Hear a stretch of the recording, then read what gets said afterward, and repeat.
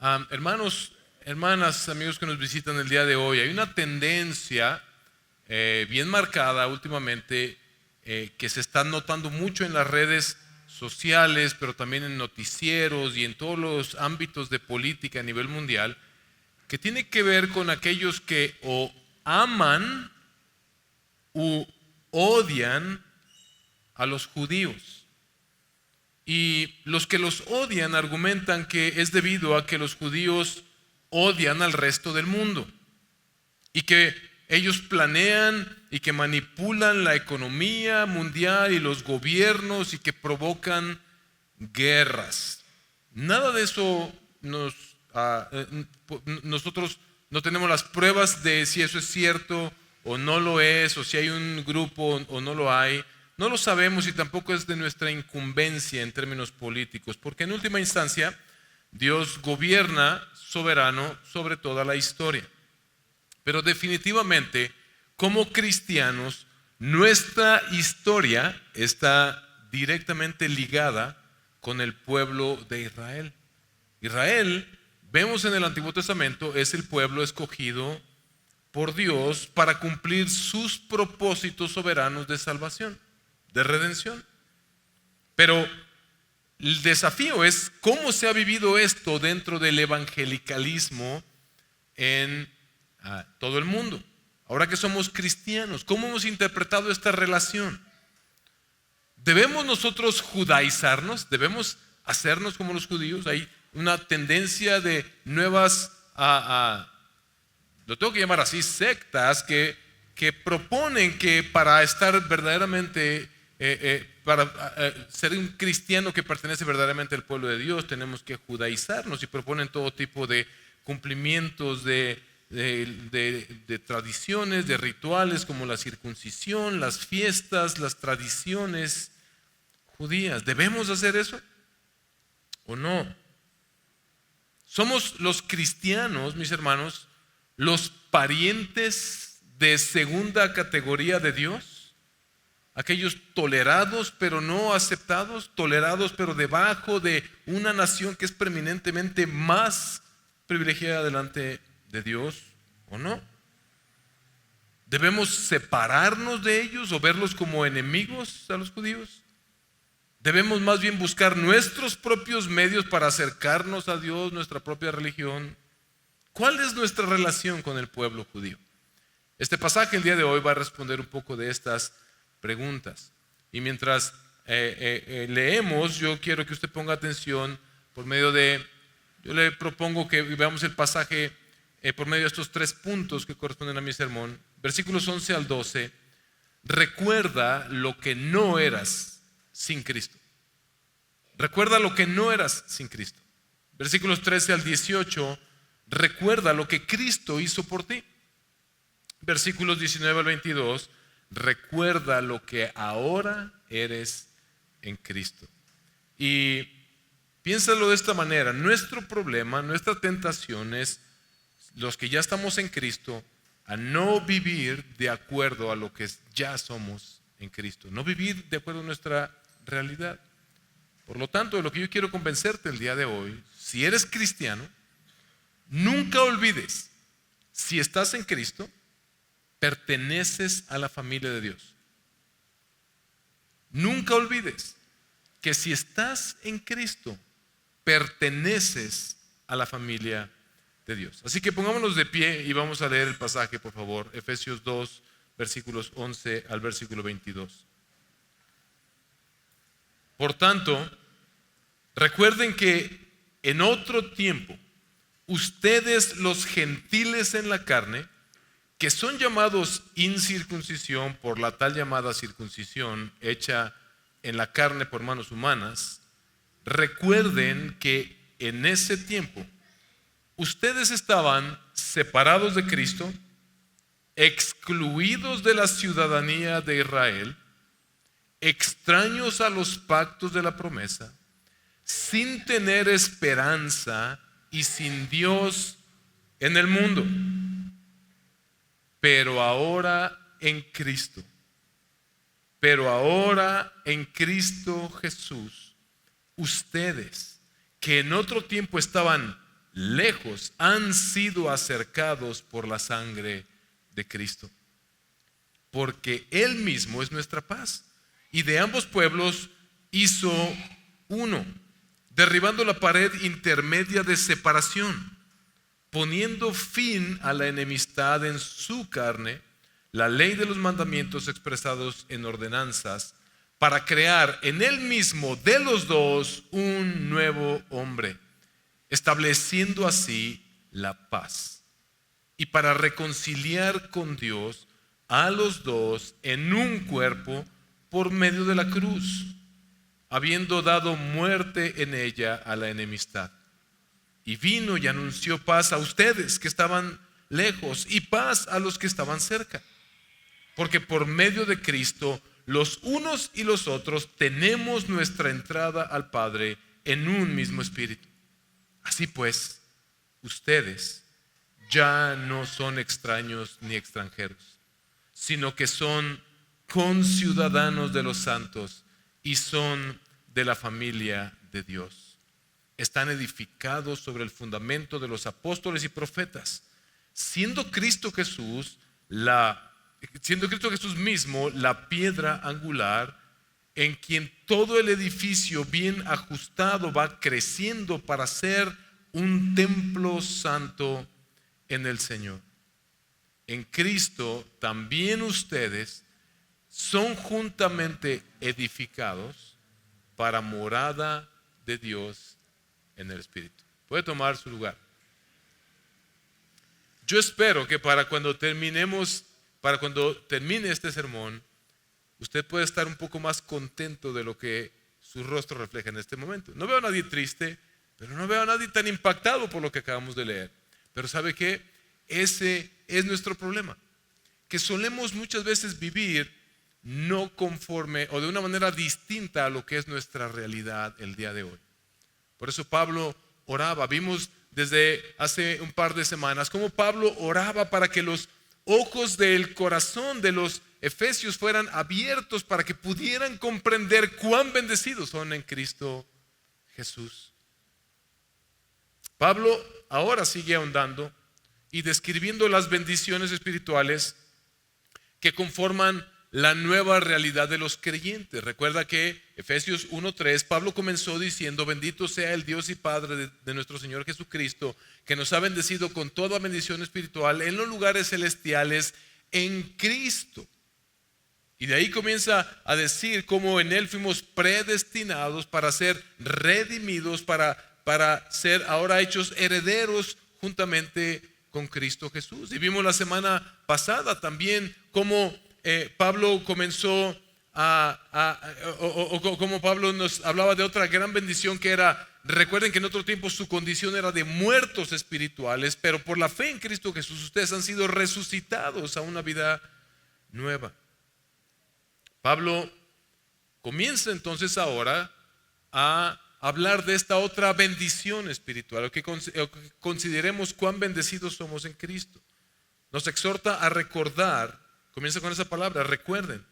Nos exhorta a recordar, mis hermanos, que en otro tiempo usted y yo, mexicanos y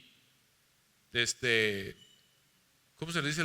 Y dominicanos y americanos y todo aquel que no fuéramos del pueblo judío de nacimiento, de cepa, éramos unos completos extraños, sin esperanza y sin Dios en el mundo. Eso es lo que Pablo está diciendo en los versículos 11 al 12. Léalo de nuevo conmigo.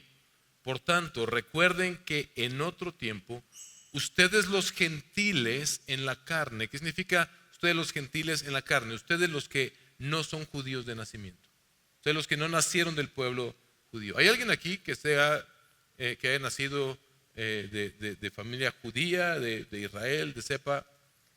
No, tú pareces más bien árabe, pero talibán. Pero todos aquellos que no pertenecemos al pueblo de Israel de nacimiento, étnicamente, somos llamados los gentiles.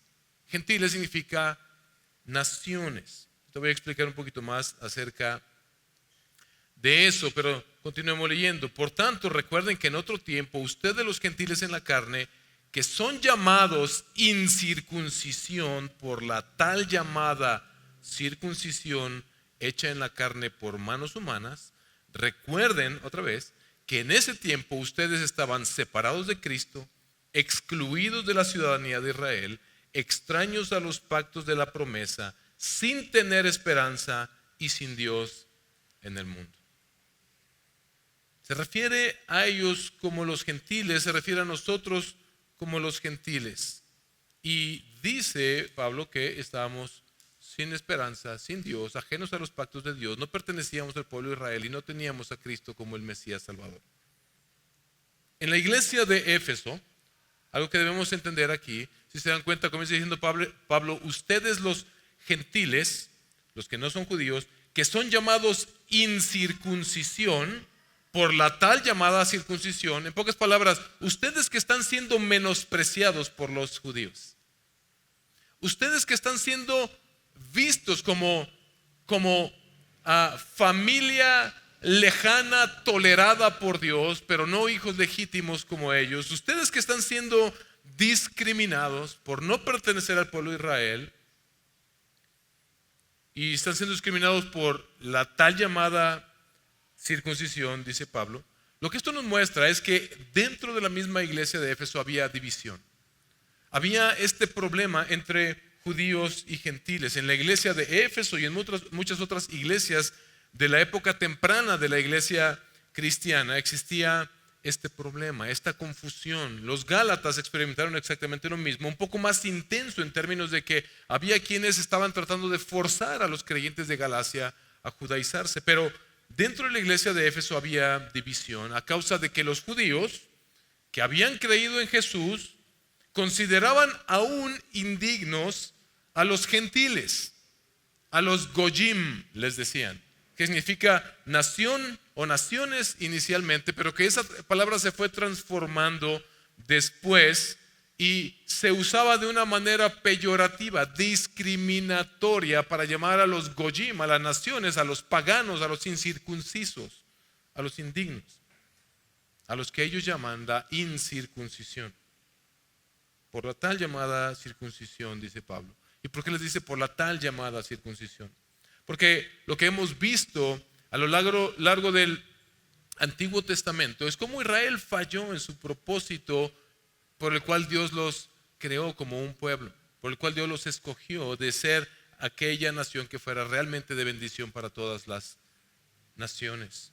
Ellos estaban circuncidados en la carne. ¿Recuerdan? Vimos en Génesis 15 cómo Dios hace este pacto con Abraham, y luego en Génesis 17 establece la circuncisión como una marca en la carne por medio de la cual la familia de Abraham entraría en este pacto con Dios para ser su pueblo, y la circuncisión en los varones era la marca de que esa familia ahora pertenecía a la familia, al pueblo del pacto de Dios. Pero ellos estaban, vemos ahora, circuncidados solamente en la carne, pero no en el corazón. Ellos discriminaban a los goyim, a las naciones, a los paganos. Y es que estos judíos, cristianos, y también los no convertidos de aquella época, los que no creyeron en Jesús, no terminaban de entender lo que Pablo llama el misterio de la voluntad de Dios. ¿Te acuerdas que Pablo comienza en Efesios 1, versículo 9, diciendo que Dios nos reveló en Cristo el misterio de la voluntad de Dios? ¿Y cuál es este gran misterio de la voluntad de Dios? Mire lo que dice versículo 10 del capítulo 1, regrese simplemente a una página. Con miras a una buena administración en el cumplimiento de los tiempos, es decir, ¿de qué? De reunir todas las cosas, ¿en quién? En Cristo, tanto las que están en los cielos como las que están en la tierra. Eso quiere decir incluidos los seres humanos. Pero estos judíos no estaban comprendiendo que ese era el misterio de la voluntad de Dios, el gran proyecto de Dios, el gran plan de Dios. Para ellos el mundo estaba en aquel momento, y sabes que hasta el día de hoy esto permanece. En la actualidad está dividido entre los que pertenecen al pueblo judío, el pueblo de Dios, y los incircuncisos, los goyim, los paganos de todas las naciones. Pero ¿dónde comenzó esto? Tenemos que hacer un recuento. La respuesta es el pecado. El problema es el pecado. Dios creó a la humanidad y Dios creó una sola raza que vivía en Edén en unidad y en perfecta comunión con Dios. Eso lo vemos en Génesis 2. Eso fue y así ocurrió hasta que un poder oscuro, la serpiente, conspiró e ideó un plan para separarnos de Dios. Sembró en nosotros la idea de que no dejáramos que Dios nos gobernara manteniendo esta unidad con Él, sino que nos rebeláramos contra Él y nos uniéramos a su rebelión. Que ahora dejáramos que Satanás nos gobernara. Eso es lo que vimos la semana pasada en el pasaje que nos predicó nuestro hermano José, donde dice que así viven aquellos que no están en Cristo. Entre ellos, en el versículo 2, capítulo 2, versículo 2, mire lo que dice: en los cuales anduvieron en otro tiempo según la corriente de este mundo, conforme al príncipe de la potestad del aire, el espíritu que ahora opera en los hijos de desobediencia. Es decir, vivíamos en otro tiempo, muertos en nuestros delitos y pecados, bajo el gobierno de Satanás, bajo la influencia de Satanás. Así, dice este pasaje, vive el mundo allá afuera. Nos rebelamos contra Dios y fuimos separados, fuimos divididos de Dios. El diablo, Satanás, llamó a la humanidad a cruzar el muro divisorio y a unirnos a su rebelión contra Dios, a volvernos hostiles contra Dios y someternos al gobierno de Satanás. En Génesis 3 se nos revela que eso tristemente sucedió. Decidimos pecar contra Dios. El pecado entró en el mundo, la muerte con él, pero lo más importante y lo peor de todo, la separación de Dios. Fuimos separados de Dios. Y al ser separados de Dios, mis hermanos, por supuesto fuimos separados y entró la división en todas las demás de nuestras relaciones horizontales en esta tierra. Fuimos divididos. Inmediatamente vimos como Adán y Eva, que eran uno solo, fueron divididos. Empezaron a culparse el uno al otro. Entró la división en el mundo. A causa de haber sido separados de Dios, este mundo en el que ahora vivimos está roto, está dividido. Estamos divididos hasta con nosotros mismos. No podemos estar en paz con nosotros mismos porque estamos divididos internamente también. Nuestra alma lucha con el pecado y con esta conciencia de que hay un Dios y que tenemos que ponernos a cuenta con ese Dios. Entró la división entre el hombre y su mujer, la división en las familias, la división en los pueblos, en las naciones, la división por medio de religiones. Pero espera un momento, va a decir alguno de ustedes, ¿que no fue Dios el que dividió a los hombres en Babel, confundiendo sus lenguas? Sí, la respuesta es sí.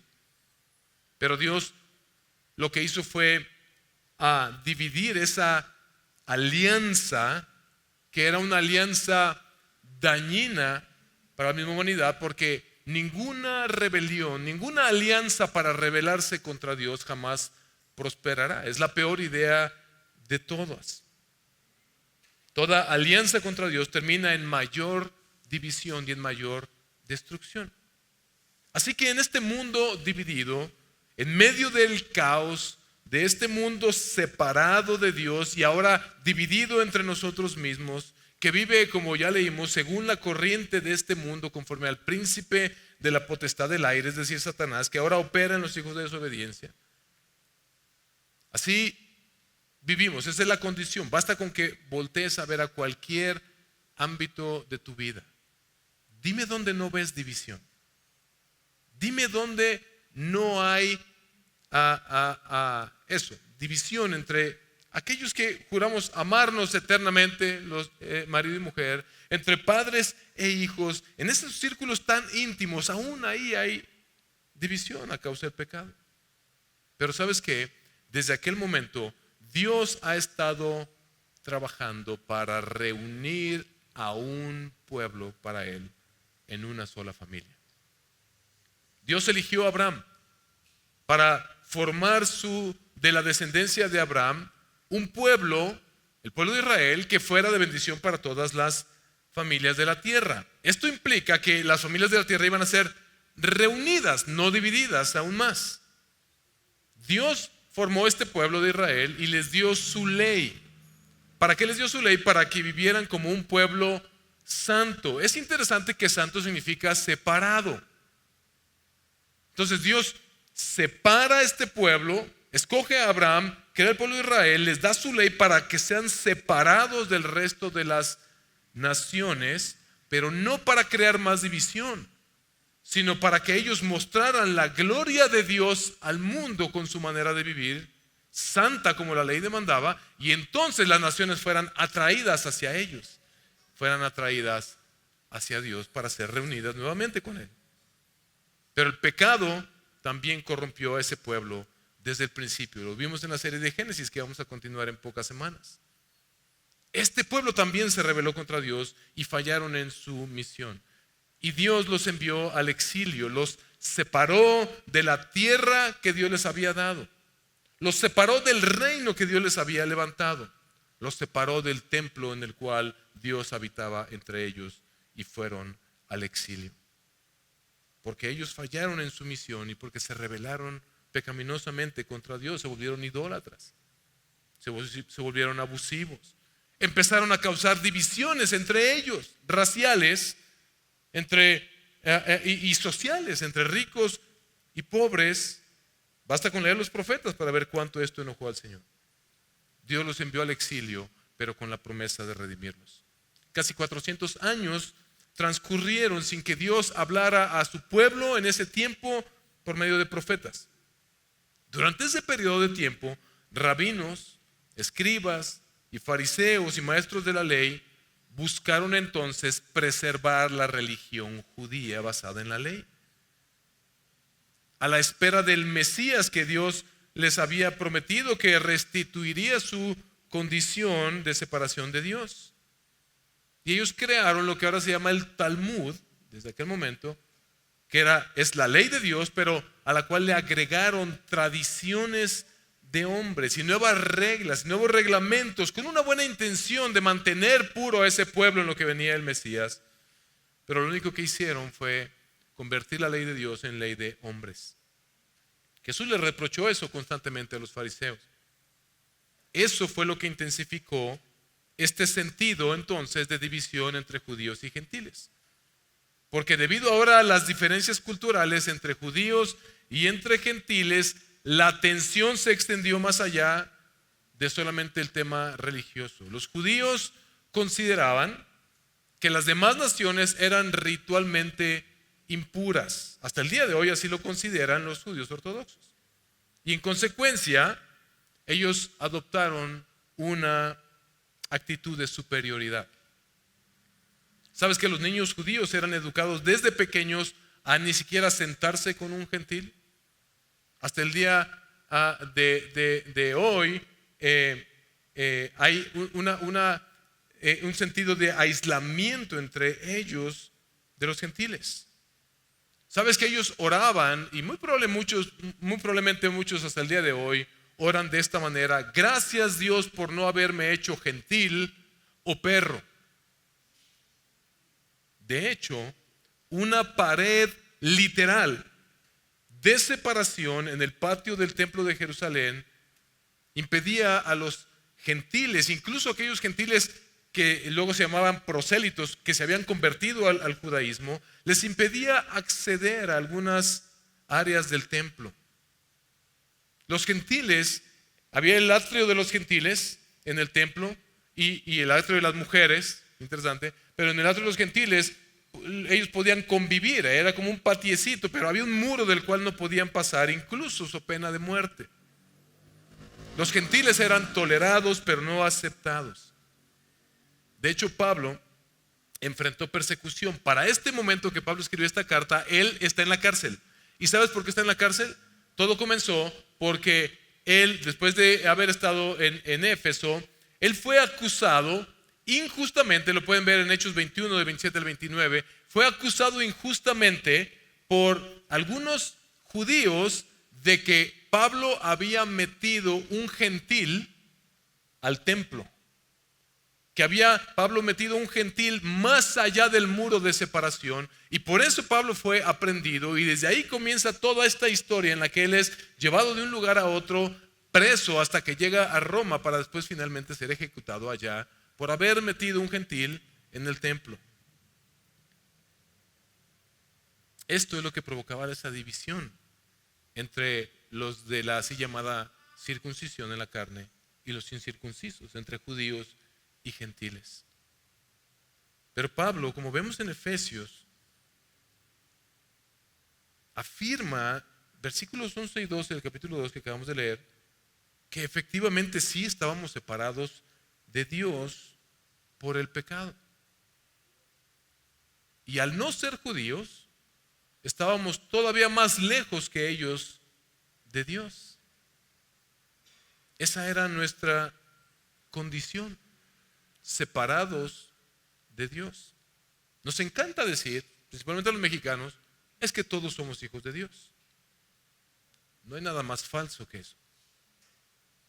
Esa es una mentira diabólica y satánica que hace que el mundo se conforme con entonces pensar, pues todos somos hijos de Dios, pues Dios nos va a salvar a todos. No es verdad. Eso es falso. Hay una separación entre Dios y los hombres que no han sido redimidos. Efectivamente están separados de Dios. Y esa, dice Pablo, era nuestra condición. La tuya y la mía, que somos mexicanos o dominicanos o americanos o lo que cualquiera que sea nuestra nacionalidad. No pertenecíamos al pueblo de Israel. Esa es la condición de la gente allá afuera. Separados de Cristo, dice el pasaje. Sin la esperanza del Mesías. Mucha gente ni siquiera sabe qué es Cristo. Muchos piensan que fue un buen hombre que dijo cosas buenas y lo crucificaron y pobrecito y hay que festejarlo cada Semana Santa. No saben que es el Mesías, aquel que Dios prometió, no por medio del pueblo de Israel solamente, sino desde Génesis 3:15, el mismo momento en que caímos como humanidad, Él prometió enviar a uno que pisaría la cabeza de la serpiente. Pero ellos no saben que Cristo es ese Mesías que vino a redimirlos. Y están excluidos de la ciudadanía de Israel, sin pertenecer al pueblo de Dios, sin tener ninguno de los beneficios que el pueblo de Dios tiene, independientemente de cuánta gente Dios salve del pueblo de Israel étnico. Pero vemos en la Biblia y Romanos 9, Pablo es muy claro cuando él dice, no es judío el que nace en Israel, sino el que es de la fe de Abraham. Ese es el judío en la fe. Ese es el ciudadano del pueblo de Dios. Pero aún así ellos estaban más cerca que nosotros. Dice Pablo que antes nosotros estábamos también separados, excluidos de la ciudadanía de Israel, éramos extraños a los pactos de la promesa. Si no pertenecíamos al pueblo de Israel, ninguna de las promesas que Dios hizo en el Antiguo Testamento nos podíamos apropiar de ellas, ni eran para nosotros. No teníamos ningún derecho a la bendición y a la gloria de Dios. Éramos extraños a los pactos de la promesa porque somos incircuncisos. Y por lo tanto, dice Pablo, estaban sin esperanza y sin Dios en el mundo. Sin esperanza y sin Dios en el mundo. Toda persona que tú conoces que no ha sido adoptada por Dios por medio de haber sido redimida por poner su fe en Jesucristo, está en este mundo sin esperanza y sin Dios. No importa cuánto dinero o fama tenga. No tiene esperanza y no tiene a Dios. Un día la gracia común de Dios cesará. El infierno, veíamos hoy en la clase de la escuela dominical. ¿Sabes qué es? Un lugar donde habita la humanidad en total ausencia de Dios. Nadie ha experimentado hasta el día de hoy eso, porque Dios en su gracia, en su providencia, sigue sosteniendo a esta humanidad. Pero eso va a cesar el día en que Él venga por su iglesia. Pablo comenzó en el capítulo 1 diciendo y bendiciendo a Dios por todas las bendiciones espirituales que con las que Dios nos ha bendecido en Cristo. La semana pasada vimos cómo nos pasó de muerte espiritual a vida espiritual por medio de Cristo, y ahora continúa, lo que me lleva a mi segundo punto, versículos 13 al 18, recuerda lo que Cristo hizo por ti. El primer punto era, recuerda lo que eras sin Cristo. Más bien recuerda lo que no eras. No eras del pueblo de Dios. No tenías acceso a las promesas. No pertenecías a los pactos. Estabas sin Dios y sin esperanza en el mundo. Pero versículos 13 al 18 recuerda lo que Cristo hizo por ti. Mira cómo comienza este precioso pasaje. Los peros en la Biblia son hermosos, gloriosos. Siempre pon atención cuando encuentres un pero. Dicen por ahí, no hay pero que valga. Los peros de la Biblia valen todo. Pero ahora, en Cristo Jesús, ustedes que en otro tiempo estaban lejos, ¿qué? Han sido acercados por la sangre de Cristo. Han sido acercados por la sangre de Cristo. Toda la humanidad, mis hermanos, estábamos separados de Dios y por lo tanto en enemistad con Dios. Éramos enemigos de Dios. Este era el gran problema, ya lo hemos visto. Y la gran solución de Dios fue enviar a su Hijo unigénito a vivir en nuestro lugar la vida perfecta que tú y yo debíamos haber vivido y que los judíos debían haber vivido. Y a sufrir en nuestro lugar la muerte que tú y yo merecíamos por nuestro pecado y que los judíos merecían por su pecado. Así solucionó Dios nuestro gran problema de estar separados de Él y separados los unos de los otros, enviando a su Hijo. Dice ahí al final del versículo 13, por su sangre es que ustedes fueron acercados, por la sangre de Cristo, por ese sacrificio que Él ofreció en esa cruz.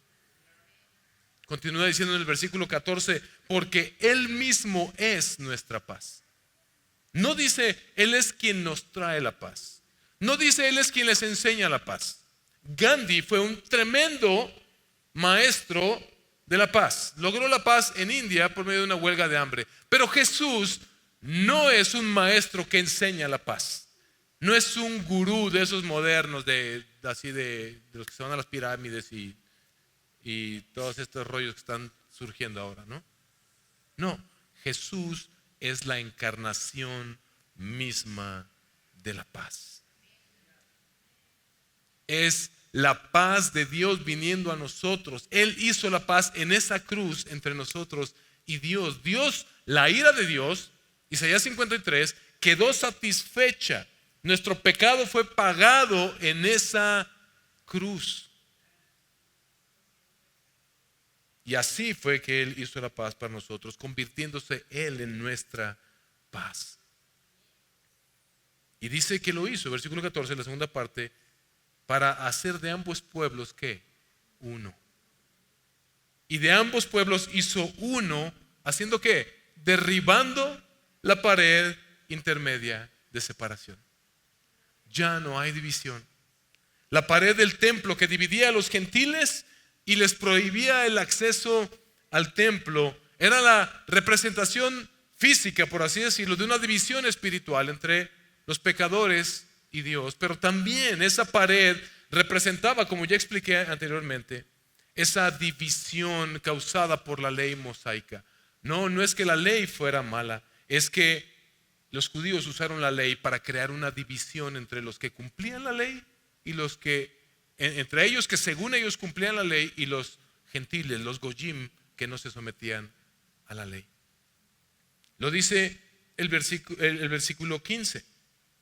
Poniendo fin a la enemistad en su carne, es decir, con su sacrificio, con su sangre, como ya lo vimos en este momento, poniendo fin a la enemistad en su carne, la ley de los mandamientos expresados en ordenanzas. Era esta ley que Dios dio para que fuera de bendición para las naciones, la que los judíos terminaron utilizando como un muro que dividía a los goyim de los circuncisos. 15, segunda parte, para crear de los dos, ¿qué? Un nuevo hombre. Y cuando dice un nuevo hombre, no se refiere a unidad, se refiere a una nueva humanidad. Por medio de Cristo, Dios está estableciendo la paz entre judíos y gentiles y conformando de ambos una nueva humanidad. A los dos, judíos y gentiles, dice, y para reconciliar, versículo 16, con Dios a los dos, ¿en qué? En un cuerpo. ¿En cuál cuerpo? En el cuerpo de Cristo. ¿Cómo? Por medio de la cruz. Es el evento más trascendente de la historia. No es simplemente algo que se celebra históricamente. Esta es una verdad cósmica. Cristo vino a dar su vida en esa cruz para hacer todo nuevo, porque el gran proyecto de Dios, Efesios 1:10, es someter todo lo que existe bajo los pies de Jesucristo. Y Cristo mismo vino a dar su vida para crear una nueva humanidad para Dios. De los dos, de judíos y de gentiles, porque todos estábamos necesitados de la redención por medio de Cristo y dependíamos todos, judíos y gentiles, de la gracia de Dios. Porque ningún judío, y mucho menos nosotros los gentiles, fuimos jamás capaces de cumplir a cabalidad la ley. Todo el Nuevo Testamento nos revela cómo el pueblo de Dios fue incapaz una y otra, y no solamente incapaz, sino rebelde para cumplir la ley de Dios. Pero ¿qué hizo Jesús? Habiendo dado muerte en ella, o sea, en la cruz, a la enemistad. Ni ellos podían acercarse a Dios, ni nosotros podíamos acercarnos a Dios. Y eso causaba el pleito entre unos y otros, pero por medio de su muerte en la cruz, Jesús derribó el muro y se anuló toda enemistad. ¿Sabes por qué? Recuerda cuál fue el problema inicial. Fuimos separados de Dios y fuimos divididos entre nosotros. En cuanto somos reconciliados con Dios, podemos estar en unidad con los demás. Es la única manera. Cristo murió para judíos, pero también para mexicanos, uriangatenses, yurirenses, moroleoneses, yajalontecos como yo. Algunos podrían preguntar, ¿por qué adoptas una religión judeocristiana si tú eres mexicano, traes el nopal aquí en la frente? Tú deberías honrar al sol y al dios del maíz, porque los aztecas y los mayas. ¿Sabes cuál es la respuesta? Porque el único Dios verdadero escogió al pueblo de Israel como un medio por el cual Él cumpliría su promesa de redención para toda la humanidad. Génesis 3:15. Este único y eterno Dios está reuniendo no una religión, una nueva humanidad, redimiendo pecadores por medio de Jesús, el Cristo, el Mesías, aquel a quien Dios envió por medio de ese pueblo de Israel para reunirnos a Él y restaurar nuevamente para toda la eternidad nuestra relación con el Creador. Y esto fue diseñado desde antes de la fundación del mundo. No tiene que ver con cuándo surgieron los aztecas o los mayas o los judíos o los sumerios. No tiene nada que ver con eso. Tiene que ver con la creación misma y con el Creador. El versículo 17 dice que este Cristo vino y anunció la paz a ustedes que estaban lejos, nosotros los gentiles, y paz a los que estaban cerca, los israelitas, cumpliendo así, mis hermanos, lo que el Señor ya había prometido por medio de los profetas. Este fue el plan de Dios desde siempre, hermanos. Mire lo que dice Isaías 56, versículos 3 al 8. Que el extranjero que se ha allegado al Señor no diga ciertamente el Señor me ¿qué? No diga ciertamente el Señor me separará de su pueblo. No diga el eunuco, que es así como que lo peorcito de lo peorcito. Luego esto nos lleva también al etíope eunuco. ¿Se acuerdan cuando va de camino a Jerusalén a celebrar las fiestas y Felipe lo encuentra y me encanta cómo habla del eunuco?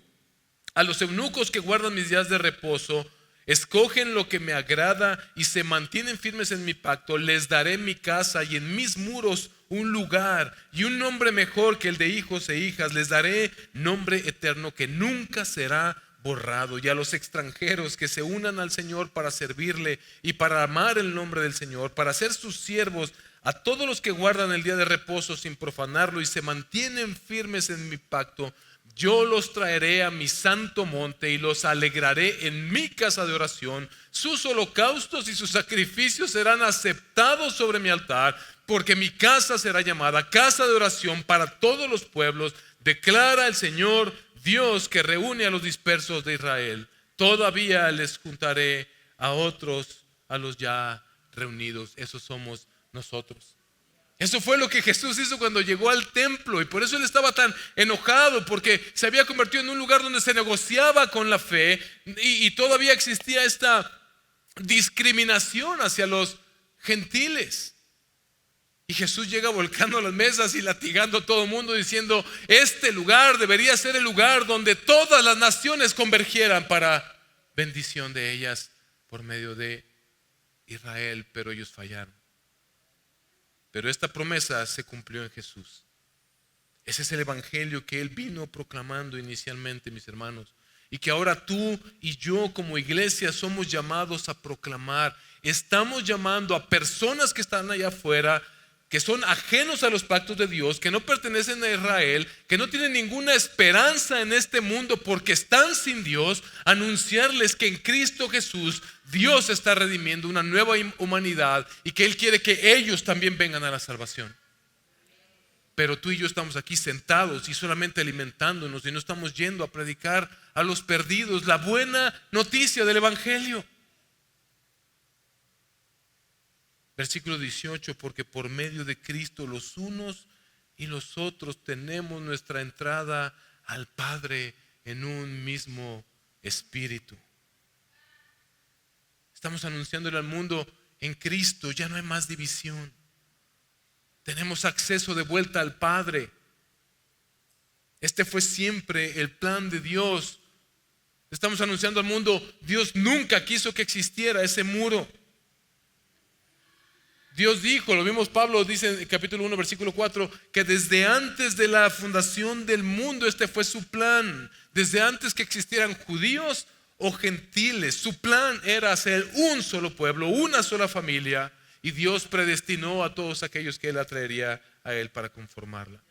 Dios, que es rico en misericordia. Esto es lo que anunciamos al mundo, no un sistema de comportamiento. La religión lo que hace es dividir.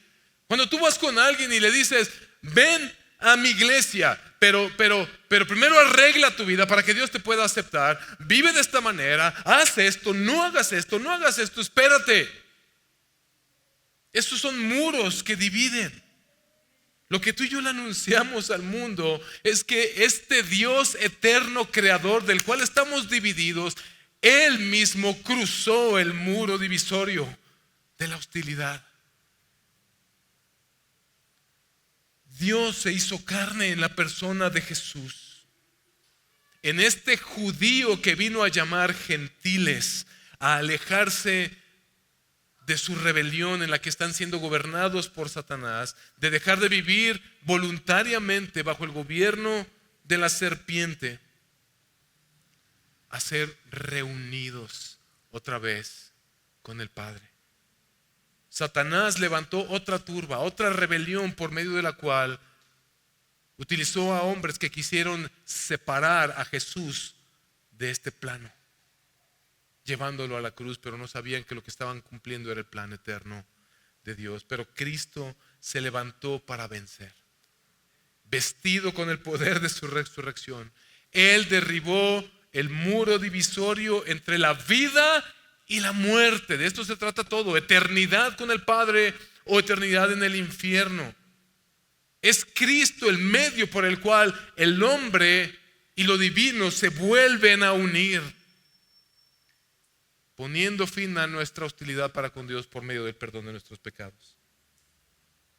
Así que ahora todos ustedes que están en Cristo, mis hermanos, que están unidos a Él, porque están unidos a Él, podemos ser uno con los demás, con los judíos o con gentiles, esposos y esposas, familias, sociedades, ricos y pobres, pueblos y naciones, por medio de Cristo, porque ya no hay división.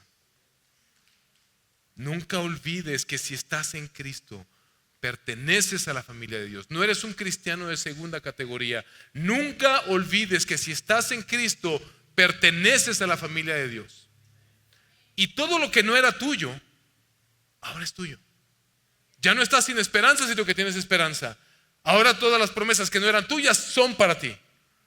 Ahora Dios no solamente está contigo, Dios no está con nosotros, no es como que está ocupando una de estas sillas. Dios está en nosotros, los que estamos en Cristo.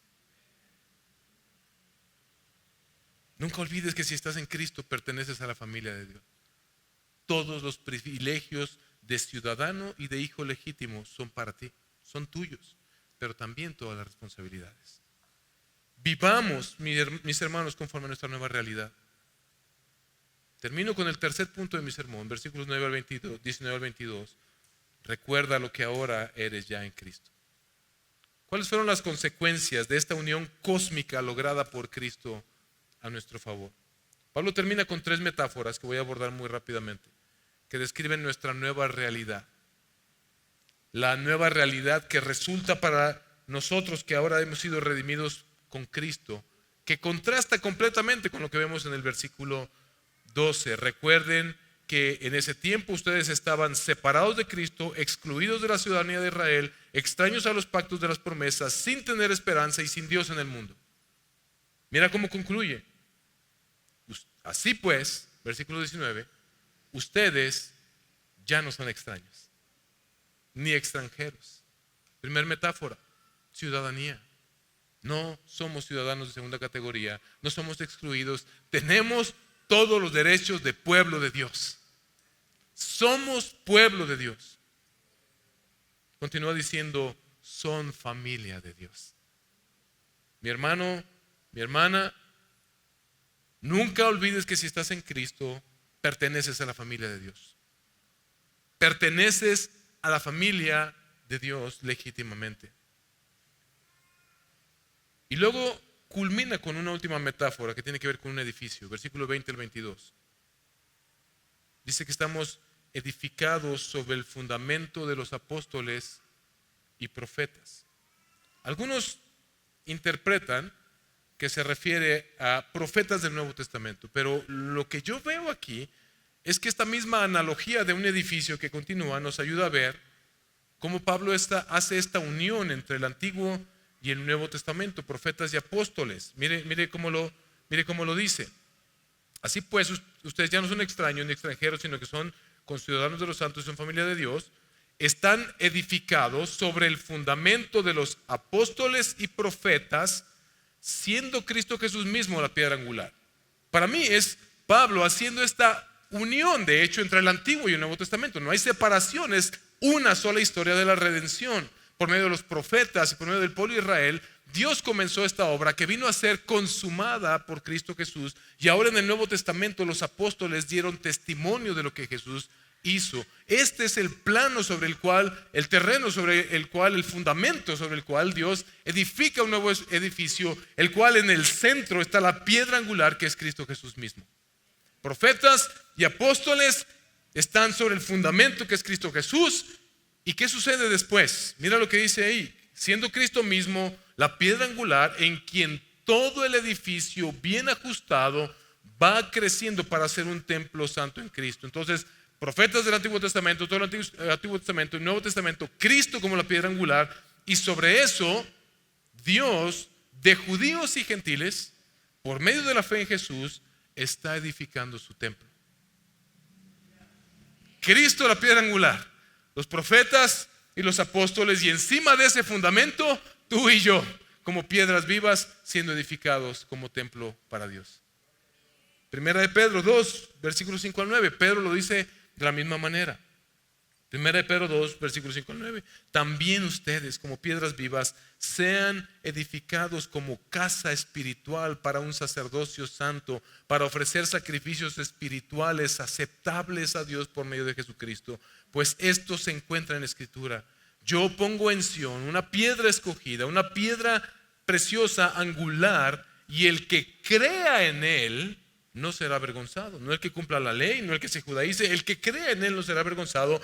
Este precioso valor es pues para ustedes los que creen, pero para los que no creen, la piedra que desecharon los constructores en piedra angular se ha convertido, y piedra de tropiezo y roca de escándalo. Pero ellos tropiezan porque son desobedientes a la palabra, y para ello estaban también destinados. Pero ustedes, que han creído en Jesús, pero ustedes son linaje escogido, real sacerdocio, nación santa, pueblo adquirido para posesión de Dios, a fin de que anuncien las virtudes de aquel que los llamó de las tinieblas a su luz admirable.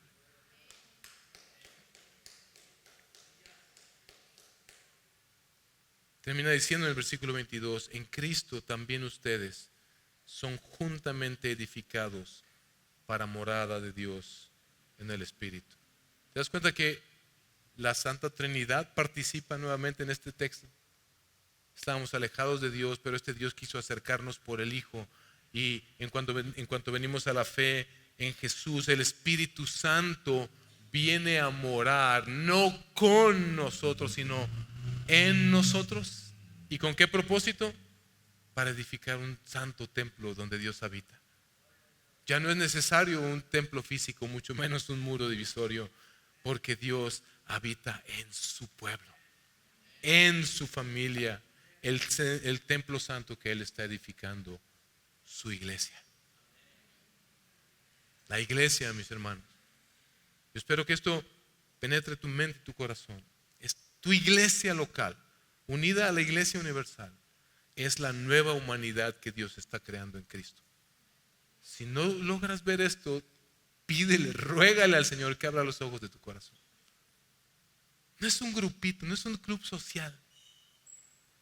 No es un lugar en el que vengo a pagar mis penitencias. Como he faltado, como me he portado un poco mal, pues ya ocupo ir a la iglesia para... Venir a Cristo es ser integrado a su cuerpo, al templo en el que Dios habita. Es ser parte de la nueva humanidad que habitará con Dios por la eternidad en perfección y gloria, y no en el infierno a donde irán todos los que lo rechazan. ¿Cómo podríamos nosotros ver con menosprecio a alguien más ahora? ¿Cómo podríamos nosotros tener motivos suficientes para vivir en división si verdaderamente Cristo está en nosotros? ¿Cómo pudiéramos ser nosotros agentes de división si el que lo hizo todo perfecto se dio para que fuéramos reunidos con el Padre nuevamente? ¿Cómo pudiéramos discriminar racialmente o socialmente a otros? ¿Cómo pudiéramos dividirnos entre nosotros cuando hemos sido unidos al Padre? Recuerda, o yo cambié el recuerda de Pablo por nunca olvides que si estás en Cristo perteneces a la familia de Dios. Vive conforme a esa realidad. Señor, te damos gracias por tu palabra. Gracias, Señor, porque a ti te ha placido revelarte a nosotros, Señor. Mostrarnos quién eres tú. Mostrarnos quiénes somos nosotros. Cuál es nuestra condición desesperada y desesperanzada cuando no estamos, o para los que no están en Cristo. Y esa era nuestra condición para los que estamos en Cristo. Ayúdanos, Señor, a recordar esto. Ayúdanos, Señor, a recordar el Evangelio todos los días, para que podamos ser recordados de nuestra nueva identidad y vivamos conforme a nuestra nueva realidad en Cristo. No solamente gozando de los privilegios, Señor, de ser ahora tus hijos legítimos, ciudadanos legítimos de tu reino, sino aquellos que cumplen con el propósito para el cual nos salvaste. Como dice el apóstol Pedro, para anunciar las virtudes de aquel que nos llamó de las tinieblas a su luz admirable. Haz de esta iglesia, Señor, una iglesia de discípulos,